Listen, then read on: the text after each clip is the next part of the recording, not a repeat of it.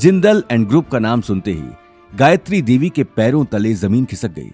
दरअसल Jindal and group का नाम मार्केट में वैसे ही बहुत खराब था। उन्होंने पहले भी इस तरह के काम किए थे। वहीं दूसरी तरफ गौतम भी ये नाम सुनकर सक पका चुका था। वो उस कंपनी को और उसके काम करने के तरीके को अच्छे से जानता था। नील, आखिर तुम ये गलती कैसे कर सकते हो?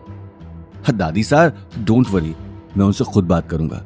जितना भी पैसा उन लोगों ने मुझसे फ्रॉड करके लिया है वो पैसे उन्हें देने ही पड़ेंगे। रिया ये सारी बात समझ चुकी थी और साथ ही उसने अपने पापा की कंपनी में बहुत सारा काम संभाला था। यस दादी साहब, आप चिंता मत कीजिए, मैं भी नील के साथ जाऊंगी। अगर जिंदल एंड ग्रुप ने फ्रॉड किया है तो उन्हें पैसे वापस देने ही पड़ेंगे। नहीं रिया बेटा, तुझे इन सब में। दादी साहब, मैं बिजनेस को अच्छे से समझती हूँ। किससे कैसे बात की जाती है, कैसे काम निकाला जाता है और कैसे लोगों को हैंडल किया जाता है। I know very well.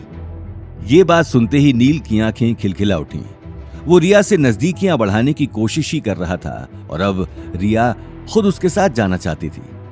दादी साहब, रिया ठीक कह रही है, अगर वो मेरे साथ जाएगी तो मदद ही होगी। ठीक है, लेकिन बी केयरफुल। अगर जरूरत पड़े तो कुछ बॉडीगार्ड्स भी साथ ले जाना। मैं किसी तरह का रिस्क नहीं लेना चाहती। ये बात कहते हुए गायत्री देवी ने नील के कंधे पर हाथ रख दिया। वहीं ये सारी बातें सुनकर गौतम घबरा चुका था। अगर रिया वहां नील के साथ गई तो जरूर कुछ ना कुछ गड़बड़ होगी। मैं उस कंपनी के मालिक अभिषेक जिंदल को अच्छे से जानता हूं। मुझे अवनी से इस बारे में बात करनी होगी। ये बात सोचते हुए गौतम वहां से जाने लगा, लेकिन उसी वक्त रिया दरवाजा खोलकर बाहर आ गई। गौतम को सामने देखते ही वो चौंक गई। गौतम, तुम अभी तक गए नहीं? हाँ, मैं बस जा ही रहा था। इससे पहले कि नील और गायत्री देवी आते, गौतम सीधे अवनी के कैबिन में चला गया। उसके जाते ही नील और गायत्री देवी भी बाहर आ गए। गौतम को जाते हुए देखकर नील अंदर ही अंदर आग बबूला हो गया। दादी साहब, यह आदमी सिर दर्द बनता जा रहा है। कहीं इसने कुछ सुन लिया तो जाकर अवनी को बताएगा। आप इससे कहिए ना कि कम से कम ऑफिस में तो हमारी जान बख्श दे। छोड़ो इसे, और अगर सुन भी लिया है तो भी कुछ नहीं कर पाएगा। मैं इस ढीठ आदमी को क्या ही बोलूं। जब से इसकी पत्नी यहाँ की डिजाइन डायरेक्टर बनी है तब से इसकी और जुबान चलने लगी है। फिलहाल छोड़ो इसे, इससे तो मैं फुर्सत से बात करूंगी। अभी हमारे पास इससे भी जरूरी काम है। हाँ, दादी साहब ठीक कह रही हैं। ये बात सुनकर नील अपने गुस्से को शांत करके आसपास देखने लगा, लेकिन कहीं ना कहीं उसे गौतम पर शक हो चुका था। वहीं अवनी के केबिन में जाने से पहले ही गौतम का फोन बज उठा। स्क्रीन पर यशवंत का नंबर था। गौतम ने एक गहरी सांस ली और फोन उठा लिया। जी कहिए। हेलो गौतम, तुमने मुझे जो 3 साल पहले बात कही थी वो अब सच हो रही है। अब मुझे समझ में नहीं आ रहा कि मैं क्या करूं।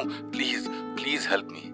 इसके बदले तुम जो मांगोगे मैं तुम्हें देने के लिए तैयार हूं। अब बहुत देर हो चुकी है मिस्टर यशवंत। मैंने आपसे कहा था कि खतरा आपके पीछे लग चुका है और किसी भी वक्त आपके घर पहुंच जाएगा।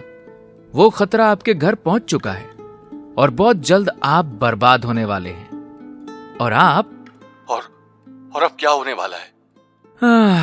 आपका बेटा वेदांत नहीं बचेगा। आप अपने बेटे को बहुत जल्द खो देंगे। आपके कर्मों की सजा अब आपके बेटे को झेलनी पड़ेगी। क्या? प्लीज ऐसा मत कहो। मैं अपने बेटे से बहुत प्यार करता हूँ। कुछ तो उपाय होगा उसे बचाने का, कोई तो तरीका होगा। मैं मानता हूँ कि मैंने तुम्हारी बात नहीं मानी, लेकिन अब प्लीज मेरी मदद करो। ये बात कहते हुए फोन पर यशवंत जोर जोर से रोने लगा। वो अपने इकलौते बेटे से बहुत प्यार करता था। वहीं गौतम इतनी देर से खामोश खड़ा यशवंत के रोने की आवाज सुन रहा था। वहीं दूसरी तरफ दीपशिखा अब गौतम से मिलकर उसे करीब से देखना चाहती थी। वो सुबह सुबह अपनी खिड़की में खड़ी होकर बाहर से आ रही ठंडी ठंडी हवा को महसूस कर रही थी। हाँ दीपशिखा, तुमने बुलाया मुझे? हाँ, वक्त आ गया है गौतम से मिलने का, लेकिन उससे पहले मुझे उसकी पत्नी अवनी से मिलना है। उसे देखना है, आखिर उसमें ऐसा क्या है जो मुझ में नहीं है। आखिर क्यों गौतम ने मुझे छोड़कर उसे चुना? लेकिन उससे मिलने से क्या फायदा? वैसे भी 1 साल बाद तो तुम्हारी शादी गौतम से होने ही वाली है। फिर उसकी पत्नी कुछ नहीं कर पाएगी। मैंने जितना कहा सिर्फ उतना करो। मुझे गौतम की पत्नी अवनी से मिलना है एंड दैट्स माय ऑर्डर। ये बात सुनकर याशी आगे कुछ बोल नहीं पाई। उसने अगले ही पल हाँ में सिर हिला दिया और तुरंत वहां से निकल गई। आगे की कहानी जानने के लिए देखिए अगला एपिसोड सिर्फ पॉकेट एफएम के यूट्यूब चैनल पर और रॉयल वारिस के सारे एपिसोड्स को सुनने के लिए डिस्क्रिप्शन में दी लिंक से डाउनलोड करें पॉकेट एफएम ऐप।